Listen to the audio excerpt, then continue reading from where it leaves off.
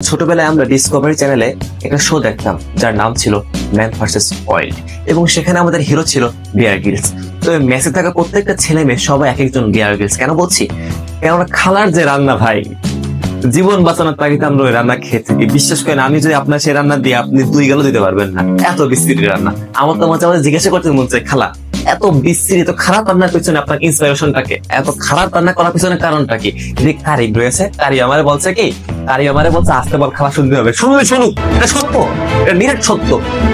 সূর্য এরকম পূর্ব দিকে ওঠে এবং পশ্চিমে অস্ত যায়, এটা যেরকম নিরেট সত্য, ঠিক তেমনি খালা খারাপ রান্না করে প্রত্যেকটা মেসে, এটা নিরেট সত্য। এটা দর্শক, আমরা আপনাদেরকে একটি সতর্ক বার্তা দিতে চাই। সেটা হচ্ছে যে আপনারা যদি কখনো কোনো মেসেজ যেতে চান, তাহলে অবশ্যই মুখে মাস্ক নিয়ে যাবেন, কেননা মেসেজ ঢুকলে আপনার পাবেন একটা গন্ধ।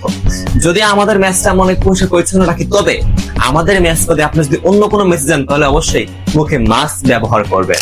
দর্শক, আমরা আপনাদেরকে যেই শেষ বার্তাটা দিতে চাই সেটা হচ্ছে যে মেসে একটা ফকিনের রুমমেট আপনার পড়বেই। আপনার কাছে যদি একটা সুন্দর শার্ট থেকে, বন্ধু আমাকে দে।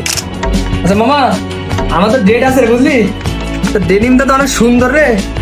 ডেনিম তো কিনবো, বুঝলি? টাকা আসতেছে না, বাপ দিলে কিনতো, নিয়ে গেলাম। সুন্দর প্যান্ট থেকে, বন্ধু আমাকে দে। সুন্দর ঘড়ি থেকে, বন্ধু আমাকে দে। সুন্দর জুতো থেকে, বন্ধু আমাকে দে। রে শান্ত, নতুন জুতা কিনছিস মনে হচ্ছে। এটা পড়লাম আজকে একদিনের জন্য। হ্যাঁ, মাঝে মাঝে তো গার্লফ্রেন্ডও চেয়ে বসে। বন্ধু হঠাৎ করে ব্রেকআপ হয়ে গেল গার্লফ্রেন্ডের সাথে। কি করবে? গার্লফ্রেন্ড নিবি? কাহিনী বুঝলাম না। গার্লফ্রেন্ড নেওয়া না, একটু যদি